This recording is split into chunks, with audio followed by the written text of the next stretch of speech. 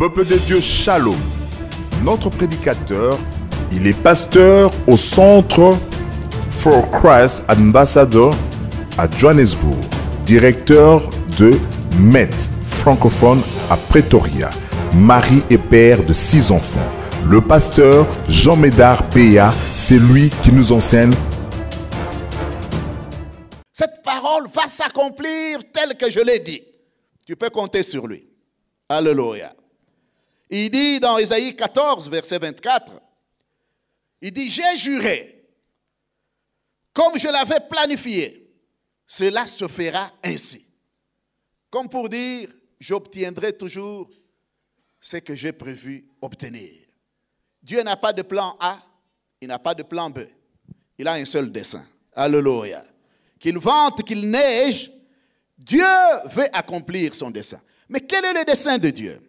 J'aime une histoire qui se passe dans Luc chapitre 21, chapitre 7 plutôt. Luc chapitre 7,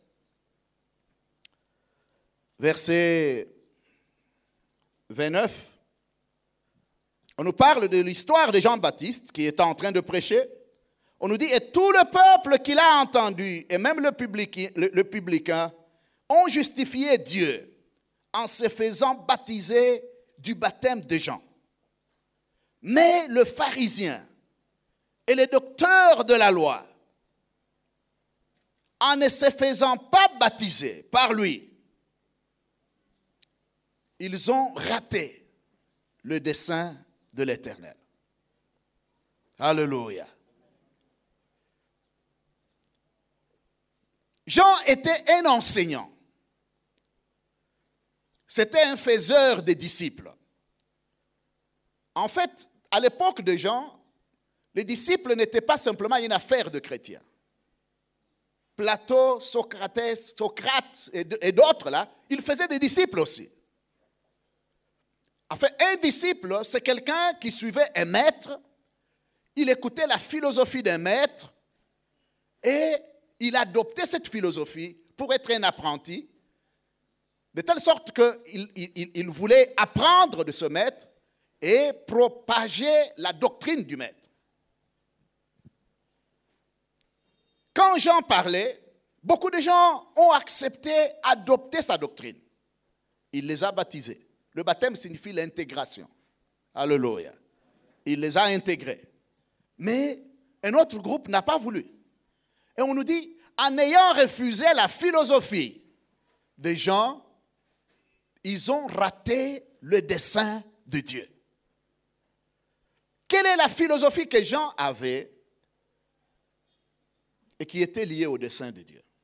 Je crois que tout le monde connaît ce que Jean faisait. Matthieu chapitre 3, verset 2, la Bible nous dit, Jean parut et il prêchait, il disait, repentez-vous, car le royaume de Dieu est proche. C'était ça son message. Sa philosophie, c'était le royaume de Dieu. C'est ça l'enseignement qu'il est venu présenter au monde. Et la Bible nous dit, les gens qui ont accepté cet enseignement-là et qui se sont intégrés dans cette philosophie-là, ils ont saisi le dessein de Dieu. Alléluia. Le dessein de Dieu est lié au royaume. Et quand nous lisons la Bible, nous voyons par exemple Jésus qui arrive. La Bible nous dit qu'il quitte Galilée et il va se faire baptiser par Jean. Vous savez que Jésus était Dieu. Jésus a créé Jean. Mais Jésus s'est fait disciple de Jean. Ça nous montre en fait l'incarnation de Jésus. Ça nous montre un modèle, même quand nous travaillons avec le monde, pour pénétrer le monde, ce que nous devons être. La puissance de l'autorité et l'obéissance à l'autorité. La Bible nous dit que bien qu'il fût fils de Dieu, il a appris l'obéissance par les choses dont il a souffert. Il est venu se faire baptiser. Quand Jésus a accepté de se faire baptiser, ça signifie qu'il n'avait pas un message. Il adoptait la philosophie de quelqu'un et il déclarait publiquement qu'il allait apprendre de cette personne et propager la doctrine. Voilà pourquoi Jean, quand il le voit, il refuse. Il ne veut pas que Jésus puisse se faire baptiser par lui. Mais Jésus lui dit, laisse faire ce qui est juste. Alléluia. Et nous voyons Jésus qui quitte ces eaux-là. Dès qu'il se fait baptiser, c'est signe d'humilité. C'est signe d'acceptation de l'autorité de quelqu'un d'autre. Une voix se fait entendre du ciel. Il y a des gens qui veulent entendre la voix de Dieu. Mais il y a des conditions pour entendre la voix de Dieu. Gloire au Seigneur. Certains bloquent la voix de Dieu parce qu'ils ne comprennent pas la puissance de la soumission et de l'autorité. Jésus quitte ces eaux-là. La Bible nous dit que dès qu'il a commencé à prêcher, quel était son message? Repentez-vous, car le royaume de Dieu est proche. Matthieu chapitre 4, verset 17. Il a adopté le même message et il a commencé à prêcher le même message. Bien-aimés, l'intention originelle de Dieu, c'est le royaume. C'est le royaume de Dieu. Si nous ne comprenons pas cela, ça sera difficile de comprendre quelle mission nous faisons. Le ciel est un pays qui est le quartier général de Dieu, le siège de la puissance de Dieu, comme Kinshasa est le siège de la puissance ou du pouvoir congolais, n'est-ce pas? Moi, je suis convaincu, parce que la Bible me dit que les choses visibles ont été faites par des choses invisibles. Et la Bible nous dit que les choses visibles sont des choses temporelles. Mais ceux qui sont invisibles sont permanents et éternels. Donc, le ciel est plus réel que la terre, gloire au Seigneur. Donc, c'est un pays réel. Alors, l'intention de Dieu, c'était quoi? Il a créé le ciel, Genèse chapitre 1 nous le dit, qui est comme le siège de son pouvoir. Et puis, il a décidé de créer la terre comme un territoire additionnel, là où il allait étendre son règne, son pouvoir. C'est pour cela que Jésus nous dit que son royaume vienne et que sa volonté soit faite sur la terre comme cela est fait au ciel. Voici l'idée, l'intention du départ de Dieu. Si nous faisons la mission, et tout ce que nous faisons, même l'Église, n'est pas lié à cette intention du départ, nous avons raté le but. Alléluia. Et la première fois que Dieu fait cette déclaration, c'est dans Genèse chapitre 1, au verset 26. La Bible nous dit qu'il créa l'homme à son image, selon sa ressemblance. Pour qu'il fasse quoi? Pour qu'il fasse quoi? Qu'il domine. Donc, le cahier de charge de l'homme est connu depuis Genèse chapitre 1. L'homme n'a pas été créé pour venir jouer la musique à l'église, pour venir transporter les paniers à l'église. Moi, quand je me suis converti, on a commencé la première église à Colosie. Et puis un jour, je viens, le pasteur m'appelle, il dit, tu es diacre. Je dis, ah bon? Ok. Je demande à ma femme, le diacre, c'est qui? Ma femme me dit, non, calme-toi. Le diacre, son travail, c'est seulement de prendre le panier, et puis tu prends les offrandes, et puis tu rentres, tu viens te mettre à côté de moi. Je dis, ok, non, ça c'est simple. On me met devant, on a imposé les mains, on prie pour moi. Chaque dimanche, je venais, je prenais mon panier, je circulais avec. J'ai fait ça après, et moi j'étais fatigué. Moi j'ai dit à ma femme, non, je ne peux pas aller à cette église pour aller prendre le panier tous les jours. Gloire au Seigneur.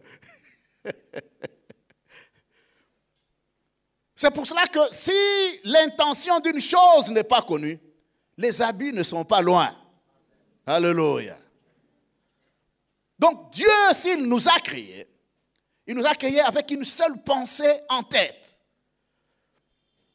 Dieu voulait étendre son règne du ciel sur la terre et il a envoyé l'homme pour qu'il puisse l'aider à coloniser la terre. C'est vraiment la colonisation. Alléluia. Si tu es en Christ, tu es une colonie du ciel placée sur cette terre pour un travail bien précis. Peut-être que les gens ne te respectent pas, peut-être que chez toi on ne connaît pas qui tu es, mais tu es un citoyen du ciel, envoyé dans une mission spéciale sur la terre, qui est celui d'amener le règne de Dieu sur cette terre. Alléluia. La mission n'a pas à faire avec la distance que nous parcourons. Peut-être que tu attends, quand on va t'appeler missionnaire, d'aller en Afghanistan. C'est bien, ça fait partie. Mais si tu ne comprends pas la base, même en Afghanistan, tu n'iras rien faire. Alléluia. L'intention originale de Dieu, c'est que son règne vienne. Et quand le règne vient, ce règne doit être visible. Comment on le voit? Lorsque la volonté de Dieu commence à être faite sur la terre comme elle est faite là au ciel. Alléluia. S'il n'y a pas ça, il n'y a pas encore le ciel sur la terre. C'est pour cela que lorsque Dieu dit dominer, le mot dominer vient du mot hébreu rada, ça vient du mot arménien mamlaka, et en grec, le mot c'est basileia. Tous ces trois mots-là signifient la même chose. Avoir un pouvoir royal, avoir la souveraineté et avoir le royaume. Alléluia. Donc si tu es là, toi et moi, si nous existons, le seul but et la seule pensée de Dieu est dans la tête, c'est que nous puissions dominer sur la terre. Alléluia. Dites à ton voisin, ta mission est de dominer sur la terre. Là où tu es, peu importe ce qui se passe. Alléluia. Nous sommes là pour dominer. Nous sommes là pour amener le règne de Dieu là où nous sommes. Le royaume de Dieu, c'est quoi? Un royaume, c'est l'influence gouvernementale d'un roi. Vous voyez, là où il y a le roi, ils exercent leur influence sur leur population, d'une manière ou d'une autre. Donc là où il y a le royaume, on peut définir le royaume comme l'influence gouvernante d'un roi qui impacte son territoire. Parce que il ne peut pas y avoir de roi s'il n'y a pas de territoire. Alléluia. Le ciel est le territoire de Dieu, la terre est le territoire de Dieu.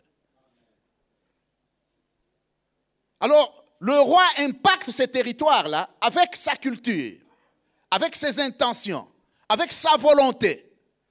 Et cet impact-là produit un type de citoyens qui sont prêts à refléter, à exprimer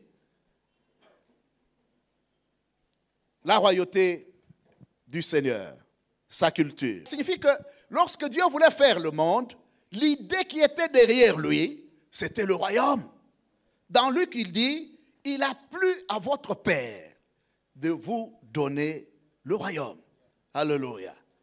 Nous ne sommes pas ici parce que nous appartenons à une dénomination. Dieu ne connaît aucune dénomination. Il ne connaît pas les KDC, il ne connaît pas le pentecôtisme, il ne connaît pas le catholicisme, il ne connaît même pas le protestantisme. Dieu connaît un seul groupe, c'est l'Église. Alléluia. Si tu fais partie de l'Église, tu fais partie du royaume de Dieu. L'Église n'est pas le royaume de Dieu. L'Église, c'est un outil que le royaume de Dieu utilise sur terre pour l'accomplissement du dessein de Dieu. Est-ce que nous comprenons cela?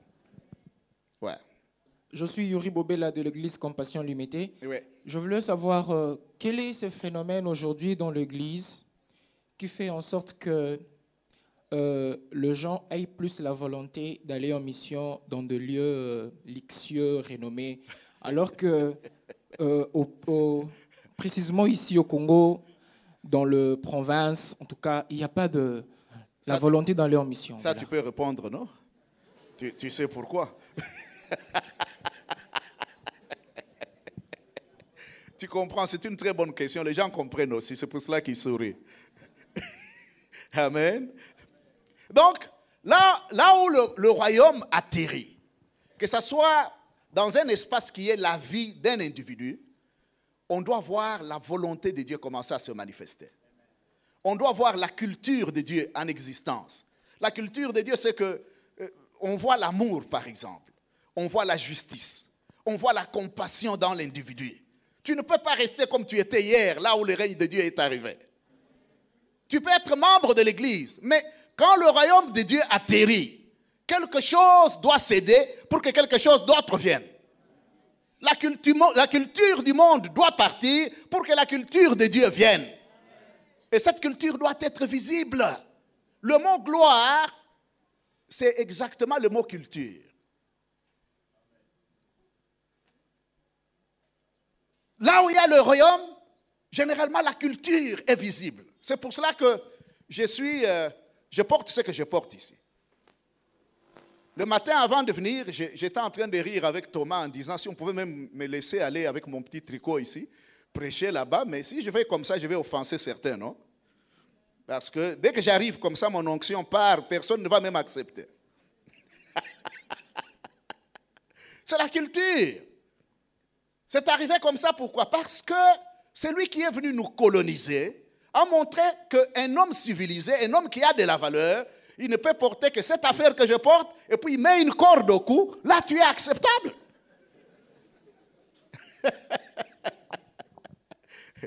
Et nous avons adopté cela. Alléluia. Mais les valeurs, avant qu'ils ne viennent, ce n'était pas ça. Chaque fois que je vais au Ghana, je suis étonné de voir des hommes civilisés qui portent les pagnes. Des hommes responsables. Ils sont en pagne et puis ils mettent le pagne ici. Ils n'ont pas c'est leur culture. Amen. C'est comme ça que nous étions avant. Mais à cause du fait de la colonisation, la langue a changé, l'habillement a changé, même la manière de manger. Le foufou, il est bon à la main. Quand vous prenez l'acier, vous commencez à le décomposer en facteurs, ça devient autre chose.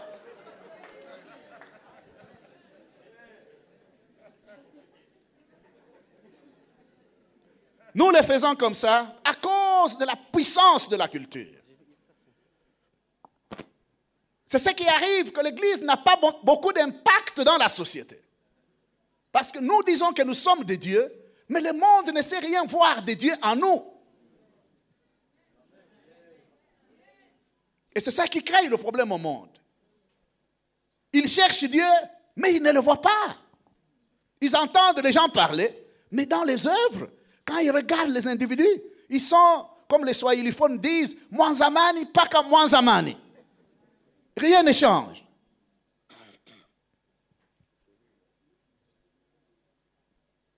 Quand est-ce que la mission a commencé? La mission a commencé quand le péché est entré dans le monde. Dans Genèse chapitre 3, lorsqu'Adam et Ève ont péché, en fait, le péché c'est quoi? Le péché, c'était juste une déclaration d'indépendance vis-à-vis du roi. Ils ont dit, on ne veut plus t'écouter, on ne veut plus ton règne. Nous voulons faire des choses comme nous-mêmes. Nous sommes assez grands. Ça me rappelle l'histoire d'un petit enfant à Johannesburg. Sa mère priait pour lui toujours, non, je vais prier pour que Christ soit avec toi, etc.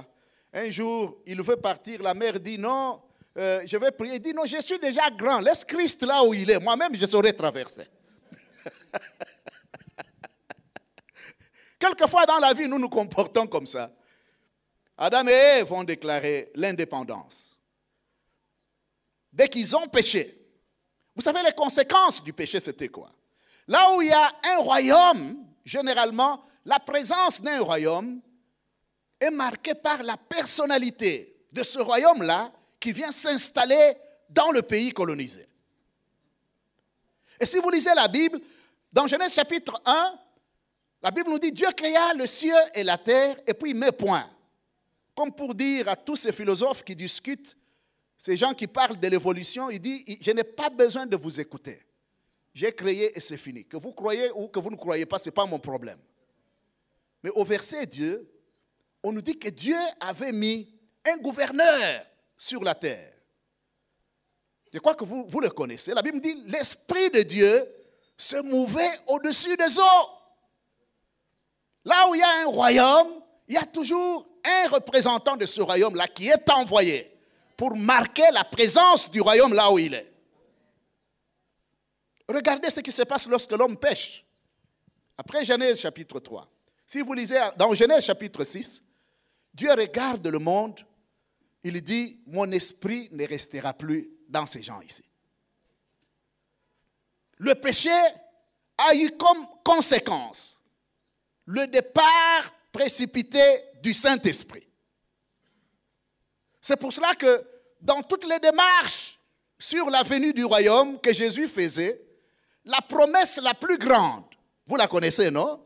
La promesse du Père, c'était de venir remettre le gouverneur général du ciel sur la terre.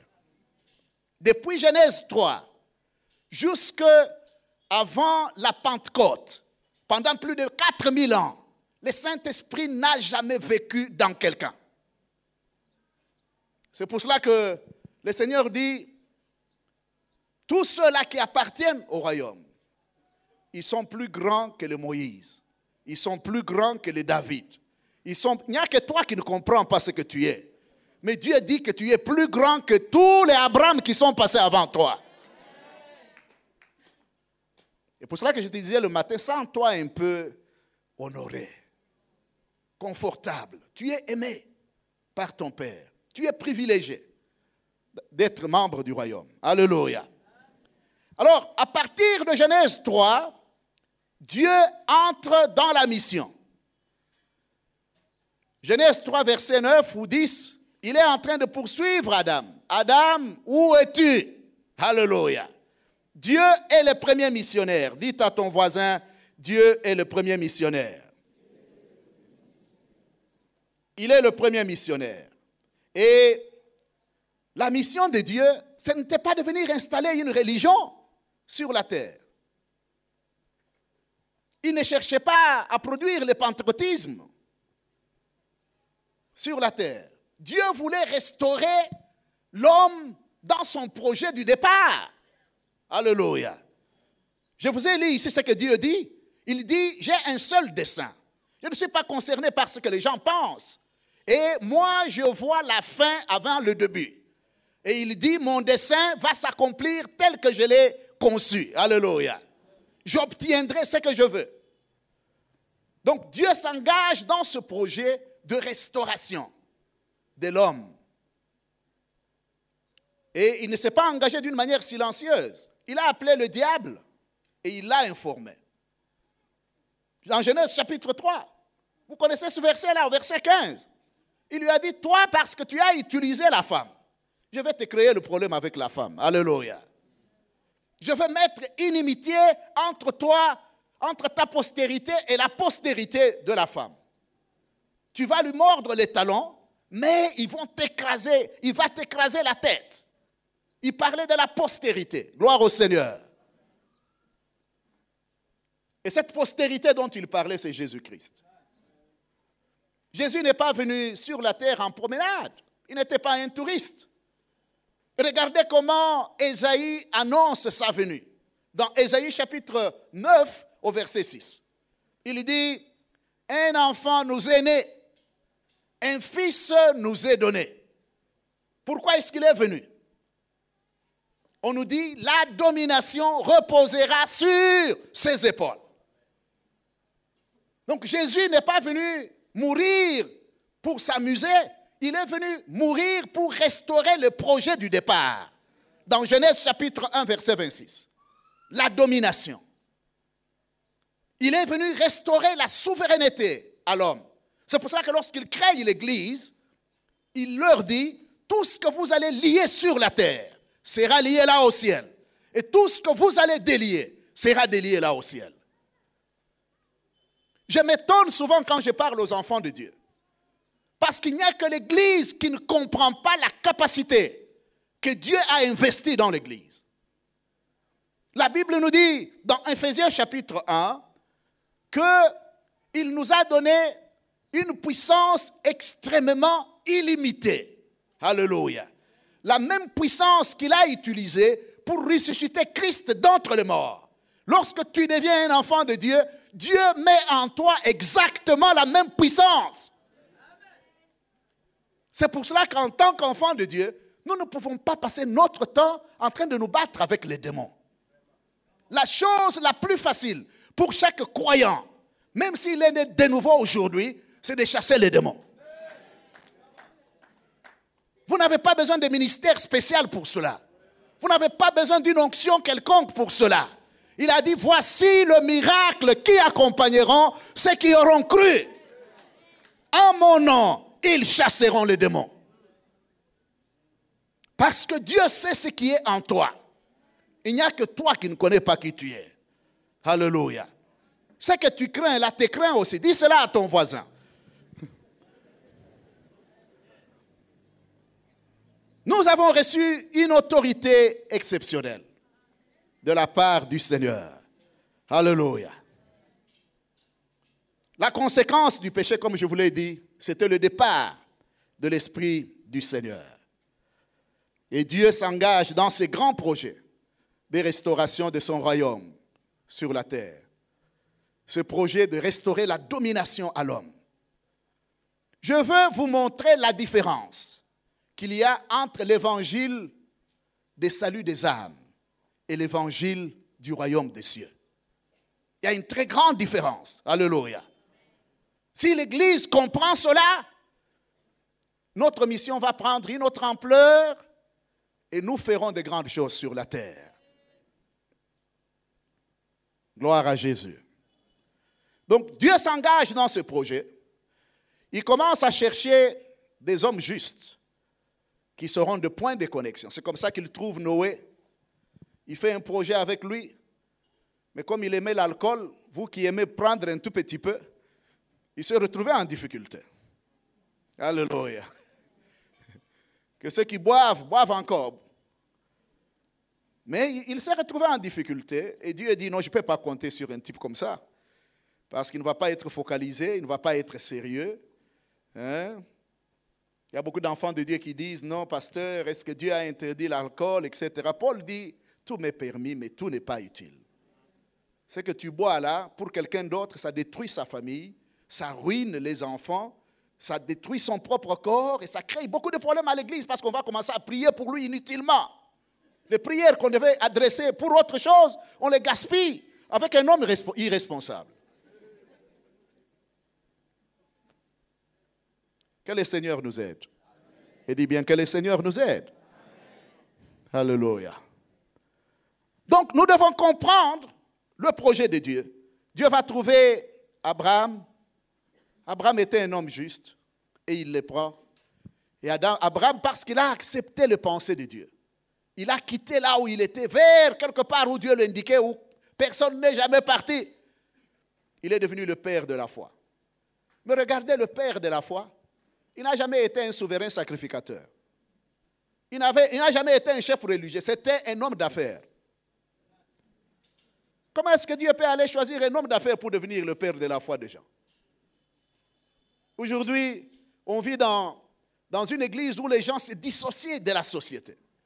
Ils ne veulent pas entrer dans la politique, ils ne veulent pas entrer dans le commerce, ils ne veulent pas... Non, là-bas il y a trop de cultistes. Mais Abraham, il était un homme d'affaires, pas un souverain sacrificateur. Après lui, ses enfants, sa postérité, c'était des hommes d'affaires. Alléluia. Et Dieu a commencé à utiliser ces gens. Jusqu'à ce qu'ils disent, non, maintenant, il faut que je descende moi-même sur la terre. Alléluia. Et il décrit pourquoi il descend. Un enfant nous est né, un fils nous est donné, il est venu restaurer la domination.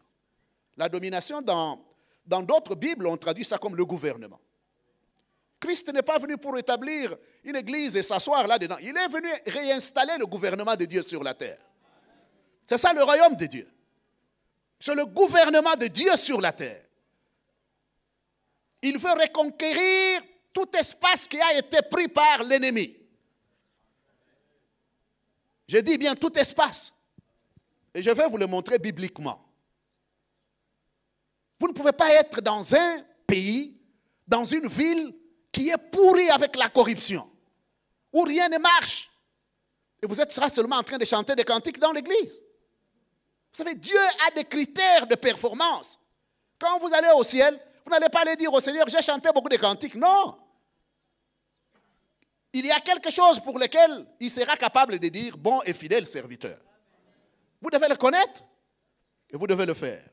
Si vous ne le faites pas, même avec les cantiques, même si vous avez chassé tous les démons de Kinshasa, ça ne va pas l'impressionner. Il a dit, beaucoup m'appellent Seigneur, Seigneur. Mais ils ne sont pas prêts à faire ce que je leur demande de faire. Alléluia. Donc c'est important que nous puissions comprendre cela. Jésus, quand il est venu, son message, c'était le royaume de Dieu.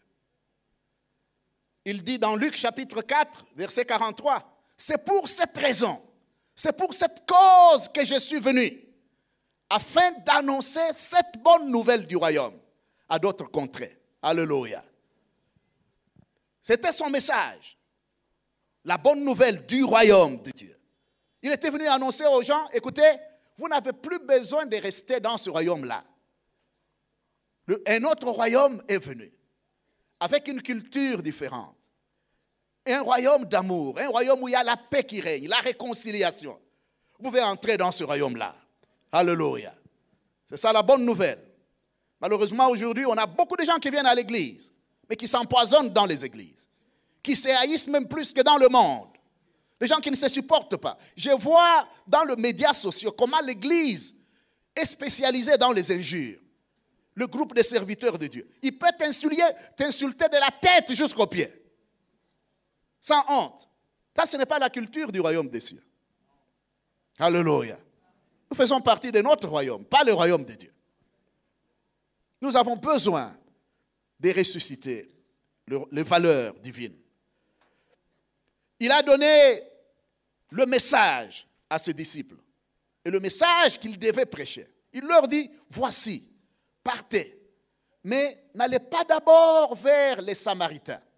Allez vers les brebis perdues de la maison d'Israël. Et il y avait une raison pour cela. Parce qu'il y avait des barrières culturelles très fortes qui ne pouvaient pas permettre à ses disciples d'aller annoncer l'évangile aux autres. Comme il y en a quelquefois entre les gens de Bandundu et les gens du Kasaï, à cause de deux hommes qui se battent. N'est-ce pas? Dans la même église, commencer à voyer comme de fous. Il leur dit non, n'allez pas vers les Kassaïens, laissez-les d'abord, restez chez vous. Alléluia. Parce qu'il y avait des barrières culturelles. Ici, il y a des barrières politiques. Mais après, ils sont partis. Voici le message que vous devez leur annoncer. Dites-leur, repentez-vous, car le royaume de Dieu est proche. Alléluia. Il les a envoyés avec un message. Le message du royaume de Dieu est une nécessité. Paul dit, si je prêche l'évangile, ce n'est pas un sujet de gloire pour moi. C'est une nécessité qui m'est imposée. Et je veux vous montrer quel genre d'évangile Paul prêchait. En fait, vous pouvez le regarder. Allez dans le livre des Actes des Apôtres. J'aimerais que vous puissiez les lire vous-même. Actes des Apôtres. Parce que quand j'enseigne ces choses, généralement les gens me demandent, mais écoute, Paul a écrit, il ne parle pas de ton évangile là. Actes des Apôtres.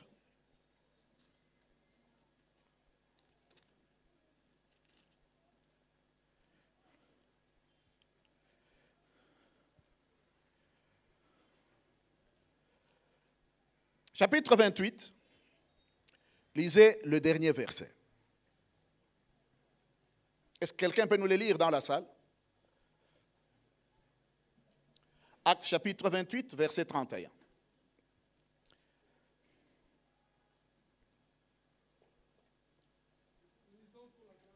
Oui.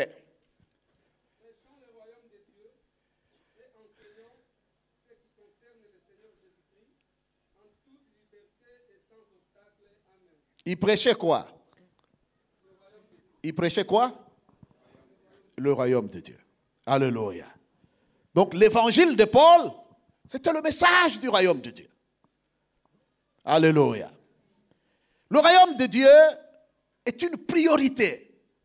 Le Seigneur dit dans Matthieu chapitre 6, verset 33, « Cherchez premièrement le royaume et la justice de Dieu. Et toutes les autres choses. » Vous connaissez toutes les autres choses, non? Toutes les autres choses vous seront données par-dessus tout. Ça signifie quoi? Le royaume, c'est le grand ensemble qui a tous les sous-ensembles que vous cherchez. Si tu as le royaume, tu as les grands paquets. Alléluia. C'est une priorité pour chaque croyant. C'est un privilège et c'est un plaisir que d'être citoyen du royaume des cieux. Alléluia. Donc nous avons compris la mission. La mission que Dieu nous donne, c'est partout où nous sommes implantés. Que ce soit à l'intérieur de la ville ou à l'extérieur de la ville, dans votre famille ou dans une famille étrangère, dans votre pays ou dans un pays lointain, tu dois travailler pour que le règne de Dieu vienne et que sa volonté se fasse en cet endroit-là, comme c'est en train de se faire exactement dans le ciel. Alléluia. C'est très important. Ici, on peut aussi définir rapidement quel est le champ missionnaire. Et je viens de vous le définir. Quel est le champ missionnaire pour nous? Le champ missionnaire, c'est toute place, tout domaine de la vie, toute sphère de la vie où le diable est en train de mordre les talons de la postérité de la femme. N'importe où. Ça peut être à côté de chez toi ici. Vous entendez les gens qui sont en train de s'assassiner là-bas, la prostitution, la corruption.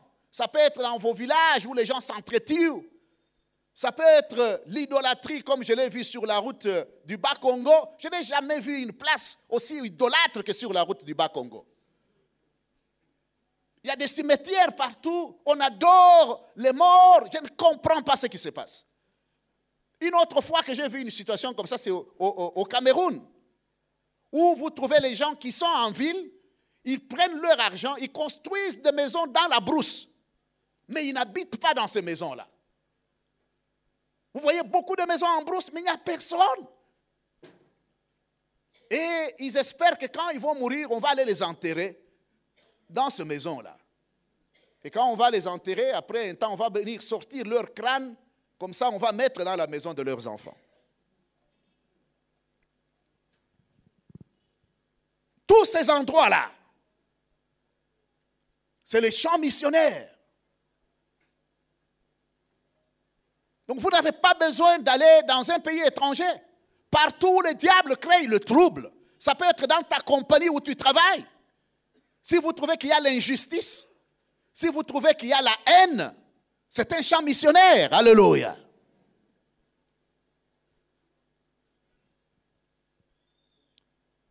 Quelle est la portée de notre mission? En anglais, we call it the scope of our mission. La portée. Mais le Seigneur décrit cela dans Actes chapitre 1, au verset 8. On dit, quand le Saint-Esprit reviendra, vous allez recevoir une puissance. Et vous allez aller où? Il parle de Jérusalem. Alléluia. Donc, vous pouvez faire la mission à Jérusalem. D'ailleurs, ça doit commencer par là. Parce que si en Jérusalem, tu ne fais rien, tu ne feras jamais quelque chose ailleurs. Jérusalem, c'est un terrain de formation. Bien sûr, il y en a beaucoup qui ne sortiront pas de Jérusalem, mais si tu n'arrives pas à faire quelque chose à Jérusalem, ne crois pas que tu feras quelque chose ailleurs. Alléluia. Donc, la mission, on l'a fait à Jérusalem. Tu peux traverser un tout petit peu de frontières pour aller en Judée. À Kinshasa, c'est très facile de traverser les frontières. Déjà, quand tu quittes ici, tu arrives au plateau de Bateke, tu es dans une autre culture, n'est-ce pas? Si tu es un étudiant et tu entres dans le milieu des politiciens congolais, c'est une famille tout autre. Parce qu'ils réfléchissent autrement, n'est-ce pas? C'est une autre culture, totalement.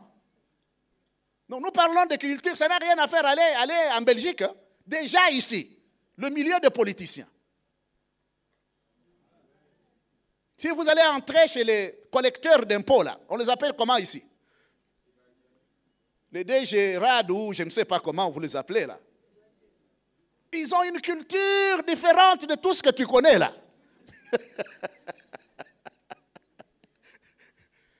Dieu a dit à Abraham, toutes les familles de la terre seront bénies. Les familles de la terre, ce ne sont pas seulement les familles de la Zambie ou les familles de l'Angola. Nous avons des familles de médecins qui ont leur culture. Nous avons des familles de commerçants qui raisonnent autrement. Tu vas chez les Chégués, ils ont une manière de raisonner différente de toi. Donc chaque famille a sa manière de raisonner. C'est une culture totalement différente. Si tu arrives à pénétrer cette famille-là et à les ramener au royaume de Dieu, tu as traversé les frontières, mon frère. Tu as traversé les frontières, ma soeur. Alléluia. Ça n'a rien à faire avec aller ailleurs. Déjà à Kinshasa, si vous voulez réellement les cultures, vous avez les Chinois qui sont ici. Combien ont déjà converti les Chinois? C'est une culture totalement différente. Donc, la portée de notre mission, c'est Jérusalem, Judée, Samarie. Ça, c'est un milieu compliqué, où il y a le syncrétisme, tout est mélangé dedans.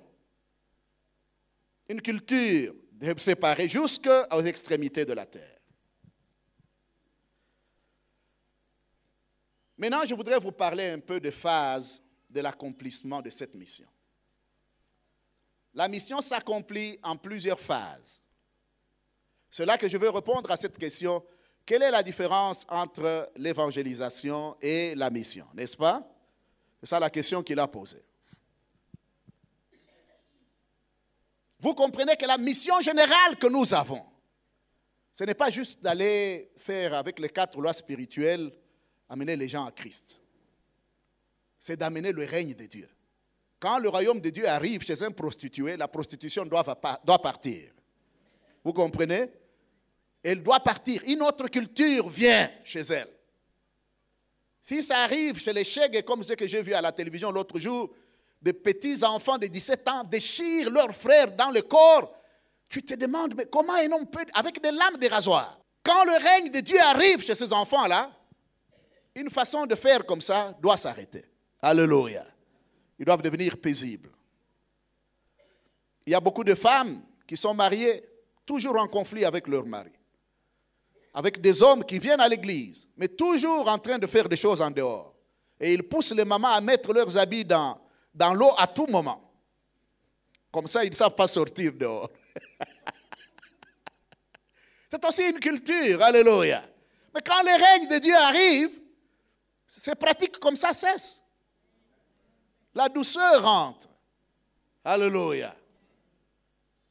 Donc le règne de Dieu, je vais vous donner les paramètres bibliques qui déterminent la présence du règne de Dieu.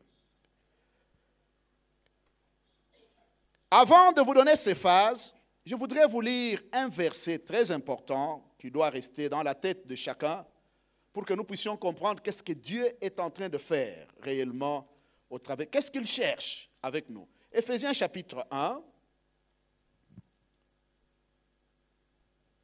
C'est le mystère de la volonté de Dieu. On appelle ça le mystère de sa volonté.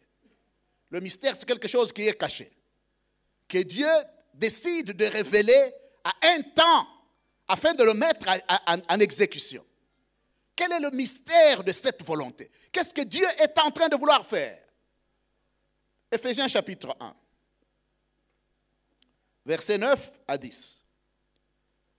Il dit, il nous a fait connaître le mystère de sa volonté, selon le bienveillant dessein de Dieu. Encore une fois, le dessein revient. Alléluia.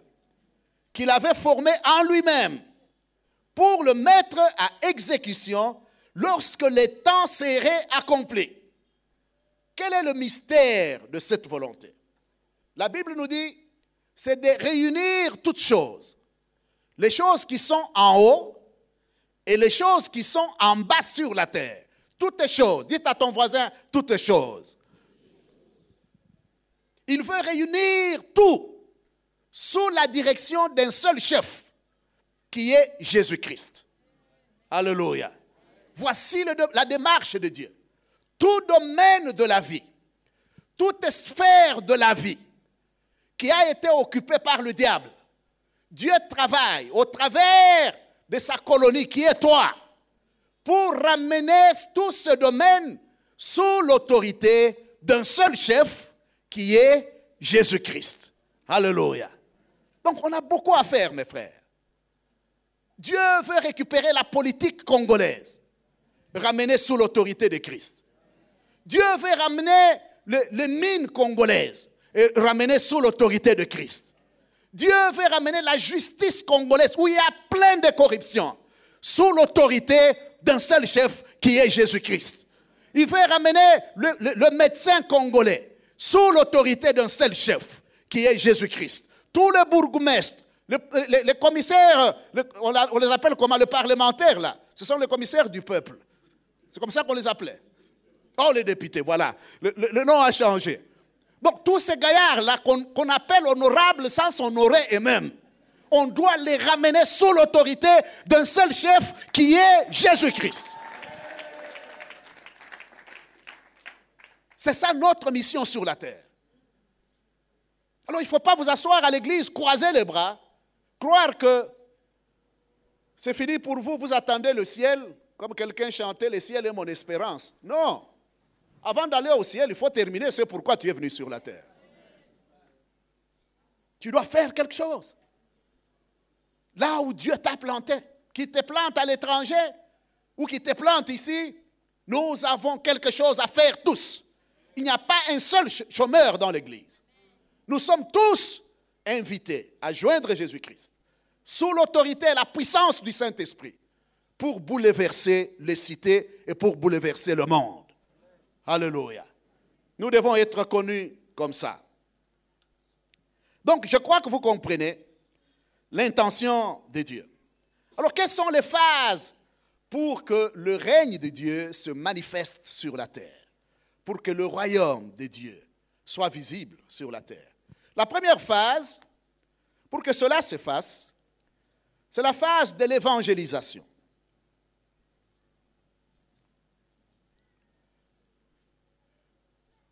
Pourquoi nous faisons l'évangélisation? L'évangélisation ne sauve pas l'âme de l'homme.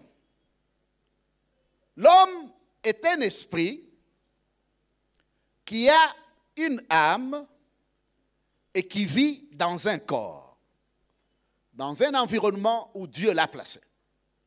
Amen. Alors, un évangile qui ne sauve que l'âme, d'ailleurs, elle ne sauve même pas l'âme,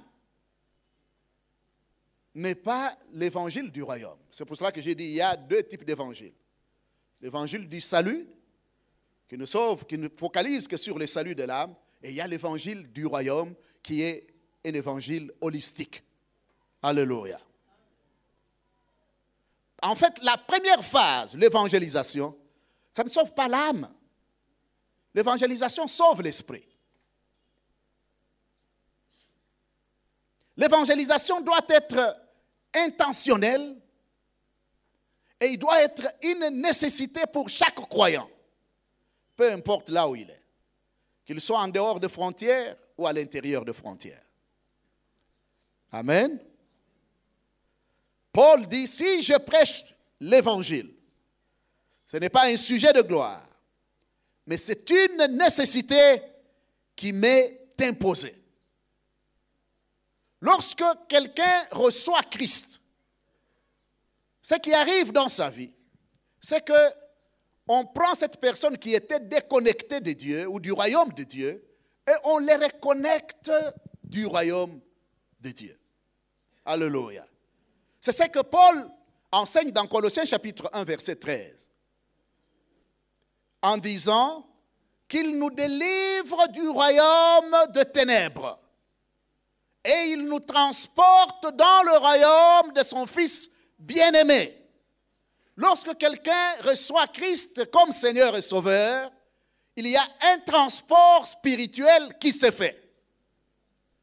on les prend du royaume où il était esclave, sous la main de Satan. Et littéralement, on les transporte. Je ne sais pas comment Dieu s'arrange à le faire. Peut-être qu'un jour, on verra comment ça se fait. Je ne sais pas s'il envoie des avions, je ne sais pas comment ça se fait. Mais on détache cet individu-là. Parce que l'individu devient une propriété privée de Dieu. La Bible nous dit, à nous tous qui avons cru, nous recevons sur nous un sceau du Saint-Esprit. Le sceau était la manifestation de titres de propriété. Quand sur une terre on vient mettre un sceau, ça signifie que ça appartient à quelqu'un d'autre. Alléluia. Alors quand tu donnes ta vie à Christ, la première chose que Dieu fait, je ne sais pas comment est ce sceau-là, il envoie le Saint-Esprit ou quelqu'un, on met sur ton visage là. Tous les démons, quand ils te voient, ils savent que tu es une propriété privée du roi des rois et du Seigneur des seigneurs. Et que tu ne t'appartiens plus à toi-même. C'est pour cela que quand quelqu'un est en Christ, le diable ne peut plus habiter en lui. Parce que Dieu ne peut pas avoir la même résidence permanente avec les démons. Quel rapport y a-t-il entre les ténèbres et la lumière? C'est pour cela que les enfants de Dieu doivent comprendre, quand tu donnes Christ, ta vie à Christ comme Seigneur et Sauveur, le diable ne peut t'attaquer que du dehors. S'il ne sait pas t'attaquer par dehors, il va t'attaquer dans l'âme. C'est pour cela que le salut de l'esprit n'est pas suffisant. Nous avons besoin du salut de l'âme. L'évangélisation sauve l'esprit. Mais l'Église doit travailler pour sauver l'âme. C'est pour cela que la délivrance, c'est parmi les processus les plus introductoires dans l'œuvre de Dieu. Vous ne devez pas mettre toute votre espérance dans la délivrance. Parce que quand vous donnez votre vie à Christ, il y a des choses qui se passent. Le problème, c'est que vous êtes ignorant, vous ne les connaissez pas. La Bible nous dit, même s'il y avait des condamnations, même s'il y avait des décrets qui existaient contre ta vie, la Bible nous dit, quand tu donnes ta vie à Christ, l'acte dont les ordonnances t'est condamné. Tous les décrets qui existaient contre ta vie, le Seigneur vient le briser. Et il te libère. Tout le problème, c'est que toi, tu n'es pas au courant. C'est pour ça que tu te comportes comme quelqu'un appartenant à l'autre royaume ou sous l'autorité de l'autre royaume. En principe, quand tu es en Christ, il n'y a rien en toi qui appartient au diable. Alléluia. Dites à ton voisin, il n'y a rien en toi qui appartient à cet ennemi-là. Rien. L'évangélisation est importante. Parce qu'un homme ne peut jamais être transformé sans être connecté à Dieu. Il n'y a aucun poisson qui peut vivre si on les sort de l'eau. Il y a une loi naturelle qui lie le poisson pour sa survie à sa source qui est l'eau. Non, il n'y a aucun homme qui pourra libérer le maximum de lui-même s'il n'est pas reconnecté à sa source. Le potentiel, tu l'as, mais tu ne peux pas fonctionner si tu n'es pas connecté. Dites à ton voisin, sois connecté. Il n'a pas compris, trouve un bon voisin, parle-lui avec la foi, sois connecté. Gloire à Jésus-Christ. C'est important. C'est pour cela que la Bible nous dit, si quelqu'un est en Christ, il devient une nouvelle création. Les choses anciennes sont comment? Les choses anciennes, c'est les choses anciennes. La Bible nous dit, ils sont passés. Il n'y a pas de loi de péché générationnel qui vont encore te suivre. Il n'y en a pas. Il n'y a que la mentalité générationnelle qui va te bloquer. Mais les péchés générationnels, ça n'a plus d'effet. Parce que le Seigneur dit, comme les cieux sont élevés par rapport à la terre, moi je ne veux plus me souvenir de ces histoires-là. Si Dieu dit, il ne se souvient plus, pourquoi toi tu vas aller chercher les péchés de ta grand-mère, de ton grand-père? Lui-même il a dit, moi je ne me souviens plus de cette affaire-là. Dites à ton voisin, Dieu ne se souvient plus. Alors ne condamne plus ta grand-mère ou ta belle-mère pour ces choses-là. C'est passé. Tout ce qu'il faut, c'est le savoir, l'accepter par la foi et commencer à marcher dans la liberté. Alléluia. Ça, c'est la réalité de la nouvelle naissance. Parce que la nouvelle naissance change beaucoup de choses à nous. Alléluia. La deuxième phase pour que le règne de Dieu se manifeste, c'est la phase du salut de l'âme.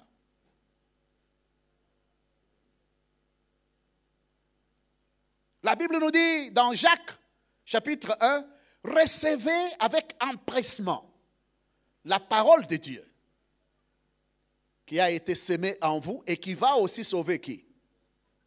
Qui va sauver quoi? Votre âme. » Alléluia. L'âme a besoin du salut. Dites à ton voisin, ton âme a besoin de ton salut et du salut. Le salut de l'esprit est plus facile que le salut de l'âme. C'est une bonne déclaration. Si tu étais intelligent, tu pouvais noter cela. Parce que tu comprendrais que c'est ça la source de tout le problème que nous avons. Et dans les églises et dans le pays, c'est à cause de ça. Le salut de l'esprit est plus facile que le salut de ton âme. Pourquoi? Parce que le salut de l'esprit se fait par Dieu. Et ça se fait instantanément. Il n'y a pas beaucoup d'efforts à fournir. Alléluia. Mais le salut de l'âme, Dieu va compter sur toi. Alléluia. Dites à ton voisin, Dieu compte sur toi-même pour que ton âme soit sauvée. Yeah. Et c'est là que commence le problème. L'Église a beaucoup de problèmes parce qu'on travaille plus à embellir l'esprit, qui est déjà embelli par la présence de Dieu. Et on oublie le médiateur, qui est l'âme. L'homme, c'est un esprit. Et il vit bloqué par l'âme. Ce qui est dans l'esprit de l'homme ne peut pas se manifester dans le corps de l'homme, si le médiateur ne laisse pas l'accès. Et le médiateur, c'est l'âme. C'est pour ça que vous avez quelqu'un qui reçoit Christ, qui va à l'église, qui a fait 10 ans, j'étais avec l'apôtre tel, j'étais avec le prophète tel, j'étais avec ceci, mais il ne change pas. Pourquoi? D'autres disent, non, il est possédé, ce type-là n'est pas, etc. Vous connaissez tous les termes que vous leur donnez. Le grand problème, c'est que l'homme a reçu Christ dans son esprit, mais il n'a jamais permis à son âme de pouvoir se développer. Son âme n'a été jamais sauvée. Comment est-ce que l'âme est sauvée? L'âme est sauvée non pas par la chasse aux démons, mais par la connaissance de la vérité. Il dit, vous connaîtrez la vérité et la vérité vous affranchira. Je sais qu'au travers de ce séminaire, vous allez avoir une masse de principes et de vérités qu'on va vous donner. Si vous vous y accrochez, vous allez peut-être aider votre âme à se libérer de certaines choses. C'est pour ça qu'il faut faire attention. Paul dit ça autrement. Dans Romains chapitre 12, il dit, ne vous conformez pas au siècle présent. Soyez métamorphosés, transformés. Comment est-ce qu'on devient transformé? Par le renouvellement de votre intelligence. Et ça, c'est un grand travail. Parce que, suivez-moi très bien, il est très facile de chasser un démon que de chasser ta propre chair. La chair est plus forte. Alléluia. La chair demande du travail. Tu connais toutes les théories sur comment il ne faut pas se mettre en colère depuis que tu es à l'église, n'est-ce pas? Mais souviens-toi de toi-même combien de fois tu te mets en colère. Même quand tu connais. Tu sais que ce n'est pas bon, non? Mais tu te mets toujours en colère. N'est-ce pas? Parce que c'est difficile de chasser la chair. Alléluia. C'est le plus grand travail. C'est le travail de l'Église. La chair est détruite par la puissance de principe. Quand tu apprends le principe et tu le mets en pratique, le principe agisse dans ta vie et te délivre. Vous savez, un principe est une loi dans laquelle on a bâti le jugement. Chaque principe a le pouvoir de juger quelqu'un. Il y a des gens qui croient qu'ils brisent le principe. Il n'y a personne qui peut briser une loi. Il n'y a personne qui peut briser. Quand tu brises un principe, tu te brises toi-même. Est-ce que nous comprenons cela? C'est pour cela que si nous voulons avoir la transformation, ne fût-ce qu'au niveau personnel, nous devons travailler notre âme. Les pasteurs font beaucoup d'efforts de vous enseigner la parole de Dieu. Mais vous devez être capable de recevoir, d'obéir chaque fois qu'une situation se présente, de vous accrocher à ces principes de Dieu pour que votre âme puisse mourir. Alléluia. Pour que la chair puisse être détruite. L'Église a des problèmes. Si nous avons des problèmes de corruption dans le pays aujourd'hui, c'est pourquoi? C'est parce que le croyant, même quand il sait que la corruption est mauvaise, mais la puissance de la chair est plus forte que la conscience du chrétien. C'est pour cela que nous devons travailler à l'enseignement de la parole de Dieu, au discipulat dans l'Église. Un disciple, c'est quelqu'un qui accepte d'être discipliné par lui-même. Il n'y a personne qui peut discipliner un homme. C'est un choix que vous faites de devenir disciple. Paul dit, je tiens mon corps assujetti. Je le tiens discipliné. Moi, Paul, je ne permets pas au corps de me dire ce que je dois faire. Vous devez permettre à votre esprit, qui est le vrai vous, de pouvoir prendre contrôle sur votre âme, sur vos impulsions émotionnelles, sur la mentalité qui est en vous, pour dire à certaines pensées qui vous viennent, vous devez dormir. Vous n'avez plus droit de vous réveiller à moi. Alléluia. Donc l'enseignement de la parole, c'est une phase importante. Paul dit, vous devez vous déshabiller du vieil homme et vous réhabiller avec le nouvel homme. Alléluia. Mais beaucoup d'entre nous, c'est comme des gens qui portent un costume et puis ils prennent un autre costume, ils portent sur celui-là et puis ils prennent un autre, ils portent. Si tu fais comme ça, que les gens te voient sur la route, tu es un faux. Il y a beaucoup de chrétiens qui sont faux. Dites à ton voisin, je crois qu'on ne parle pas de toi. Hein? Alléluia. Donc ça demande du travail. Vous comprenez pourquoi la société est en difficulté? C'est parce que l'âme du croyant est en difficulté. Parce que ça demande un effort, ça demande une discipline pour soumettre ton âme à une culture du ciel. La première chose qu'il faut pour transformer l'âme, c'est l'information correcte. Il y a une grande puissance dans l'information. L'information détermine la manière dont tu vas réfléchir, les choses que tu vas initier dans la vie et la manière dont tu seras capable d'exécuter cela. C'est pour cela que l'Église doit donner l'information qu'il faut au peuple de Dieu. Alléluia. Je me bats depuis certaines années. J'ai établi un programme de leadership où nous enseignons les leaders de l'Église sur l'Église et la politique. Moi, j'ai grandi dans un milieu où nos pères spirituels nous disaient, mais un chrétien ne peut pas, ça sont des choses du monde. Mais en étudiant la Bible, j'ai découvert que si vous ne vous occupez pas de la politique, elle va s'occuper de vous sérieusement. Comme elle s'est occupée de nous au Congo, n'est-ce pas?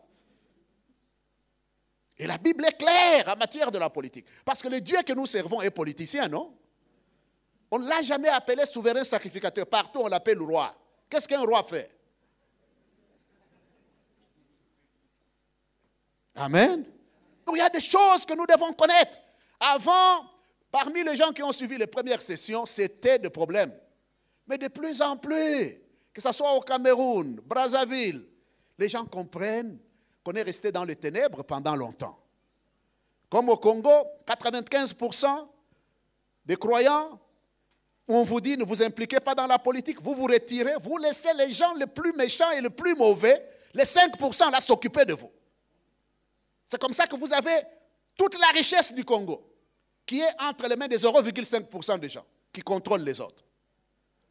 Parce que toi, tu n'as pas voulu t'occuper de la politique. Alléluia. Dites à ton voisin que le Seigneur nous aide à reprendre les choses en main. Dieu compte sur toi. Alléluia. Dans les domaines économiques, c'est la même chose. Même les collecteurs d'impôts, là. On a besoin de gens sérieux qui se mettent à cet endroit-là. Nous ferons beaucoup de recettes. Et les gens les plus sérieux dans le monde, c'est l'Église. Dieu n'a pas un autre outil qu'il peut utiliser que toi. C'est pour cela que ta présence est importante au devant du Seigneur. Quand Dieu dit « vous avez du prix à mes yeux », il sait de quoi il parle. Alléluia. Dites à ton voisin, tu as du prix aux yeux de l'Éternel. Alléluia. Donc si nous voulons renouveler l'âme de quelqu'un, on doit s'occuper de l'intellect de la personne. Le renouvellement de l'âme ne se fait pas seulement en donnant des principes spirituels. Il faut donner aussi des principes naturels. Alléluia. Il faut éduquer les gens. Vous voyez, les Blancs qui sont venus, les missionnaires catholiques, c'est l'une des choses qu'ils ont amenées dans ce pays qui a été très positive. C'est vrai qu'ils ont amené les statuts avec eux, mais ils ont amené l'école aussi avec eux pour développer l'intellect. Leur problème, c'est que l'esprit est mort, mais l'intellect vit quand même. Alléluia. Donc si, dans ce qu'ils font là, ils peuvent s'ouvrir pour que l'esprit commence à vivre, ils feront de plus grandes choses que nous, les pentecôtistes. Est-ce que nous comprenons cela? Donc il faut développer l'intellect. Il y a des choses, pour savoir comment le faire, il faut étudier.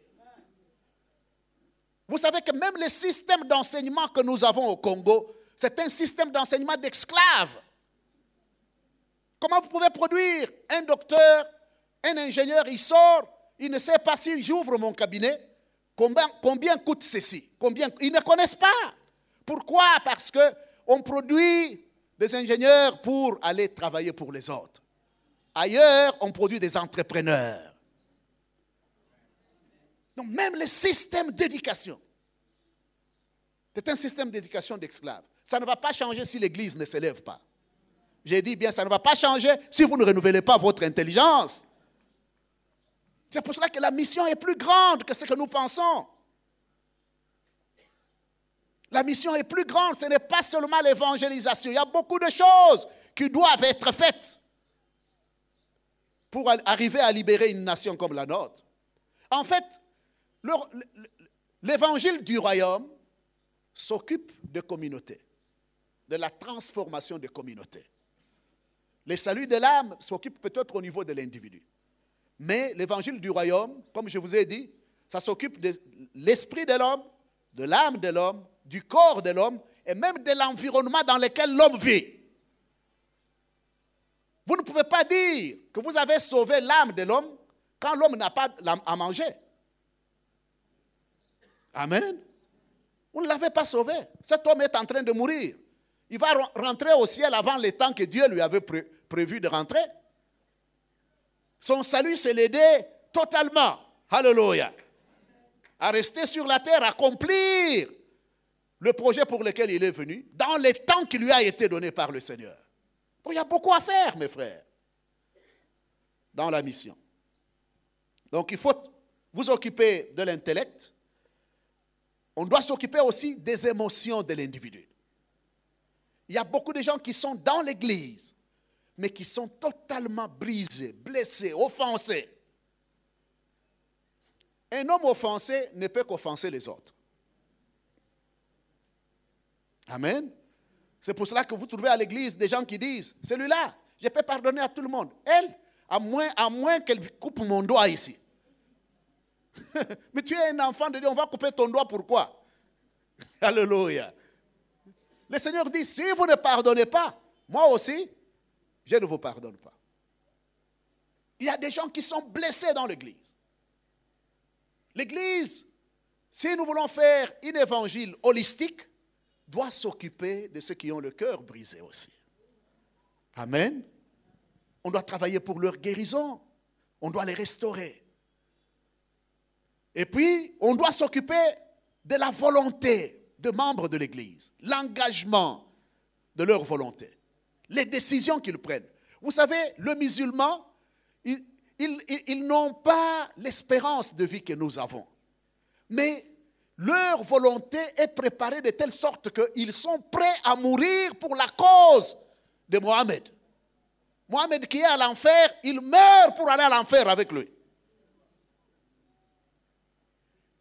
Pendant que toi, tu as une espérance éternelle. Alléluia. Parce qu'on les a préparés. Leur capacité volutionnelle a été préparée à être engagée pour la cause de Mohammed. L'Église doit préparer le peuple de Dieu à s'engager, à avoir le courage d'initier, à s'engager, à mettre la main à la charrue sans regarder derrière, quand il s'agit de la cause de l'avancement du royaume des cieux. Alléluia. Et quand vous avez de tels chrétiens, ils peuvent aller jusqu'à la mort. J'aime l'apôtre Paul, parce que Paul, il était tellement engagé qu'il allait dans une ville, on les prend, on les lapide. Vous savez, les Juifs, quand ils lapidaient quelqu'un, ils étaient spécialistes dans le lapidage. On les lapide, on les laisse comme morts. Dès qu'on vient, on les fixe un peu, ils sentent que les os commencent à fonctionner normalement. Ils quittent, ils rentrent dans la même ville pour aller prêcher la bonne nouvelle du royaume de Dieu. Alléluia. C'est ça, le genre d'engagement de la volonté dont on a besoin.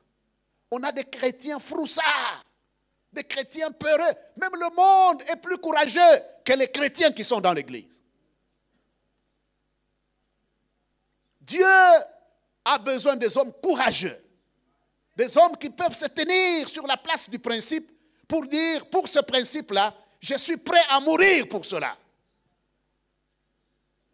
Je me rappelle au temps fort du président Kabila, je crois que Thomas se rappelle encore, je suis venu ici, on avait la conférence quelque part, et puis à la fin de la conférence, on devait clôturer ici à la cathédrale. Non, pasteur Béa, tu vas prêcher.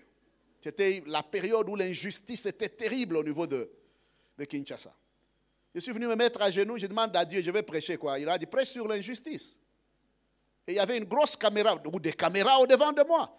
Et mes frères ont commencé à me dire, on te connaît, please, ici c'est Kabila, fais attention. Mais je n'avais pas de choix. Je leur enseigne la justice. Je ne peux pas enseigner la justice en Afrique du Sud quand je ne peux pas me mettre devant les gens et parler de la justice. Et on m'avait dit, si tu parles de cette affaire, tu ne vas pas sortir, on va te mettre en prison. Et puis, pas toi seul, le caméraman et les organisateurs. Moi, j'ai dit, écoutez, moi, je vais parler. Je suis parti, je me suis mis à la chaire, on m'a donné la parole. J'ai commencé à parler de la justice. J'ai vu tous les caciques de l'SCC, là. Il y a le vice-président de l'SCC, je crois que c'était le vice-président. Il s'est levé, il est venu se mettre devant la caméra pour dire au caméraman, non, même s'il parle, hein, qu'on ne voit pas dehors, là, que nous sommes là. Please, laisse cette affaire. Mais le petit caméraman aimait ce que je disais. Il me cherchait, il fouillait ce papa-là. Il venait au-devant de moi. Et j'ai prêché, j'ai fait 1 heure en train de parler de la justice. Je disais, vous ne pouvez pas vendre les terres congolaises. Ça nous appartient et nous sommes prêts à nous battre pour. C'est l'héritage de notre père. Et puis après, je suis reparti. Pendant 1 mois, ce message-là est passé à Sangomalamu. On n'a jamais arrêté quelqu'un. On n'a jamais arrêté. Parfois, ce que nous craignons là, nous craignons aussi. Tu n'as pas compris. Dis à ton voisin, ce que tu crains là est en train de te craindre aussi.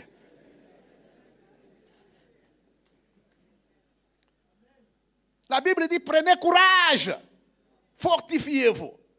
Une fois, j'étais à Goma, et puis je prêchais dans la salle, il y avait des frères, d'autres des nationalités différentes. Vous comprenez de quoi je parle? Et je parlais de la même chose. Après cela, on m'a empoisonné 2 fois. Et les gens croyaient que j'allais mourir. Dieu n'avait pas voulu que mon temps s'arrête là-bas. Ce n'est ni par notre force, ce n'est ni par notre puissance, mais c'est par l'Esprit du Seigneur. Alléluia. L'évangile du royaume s'occupe aussi du corps de quelqu'un. C'est pour cela que Jésus n'a jamais laissé les gens affamés. Il n'a pas fait le miracle pour nourrir tout le monde tous les jours. Mais quand il y avait possibilité de rendre service, de s'occuper du corps des gens, il l'a fait. Dans la guérison, dans la nourriture. Alléluia. L'Église doit s'occuper aussi du corps. Vous ne pouvez pas seulement sauver l'âme et laisser le corps en train de mourir. Amen. Et il faut beaucoup de ministères pour cela. L'Église, c'est une place où beaucoup de ministères peuvent être produits pour s'occuper de l'homme tout entier. La dernière chose, on s'occupe de l'esprit, de l'âme, du corps, mais vous devez vous occuper aussi de l'environnement. Parce que vous savez que la qualité de l'air diminue l'espérance de vie, l'espérance de vie des gens. Vous pouvez être dans une ville. Quand je suis dans cette ville, une des choses que je sens, c'est l'étouffement, la qualité de l'air qu'il y a à Kinshasa. L'air et l'oxygène viennent de la présence des arbres. Vous ne pouvez pas vivre dans une ville où on coupe tous les arbres, tous les chrétiens parlent la langue dans les églises. C'est anormal. Vos enfants vont mourir avant le temps. Vous-même, vous allez mourir avant le temps. La Bible nous dit que la création elle-même attend la révélation de Fils de Dieu. L'évangile du royaume, la mission holistique, doit s'occuper de l'esprit, il doit s'occuper de l'âme, il doit s'occuper du corps, mais il doit aussi s'occuper de l'environnement. Que le Seigneur nous bénisse.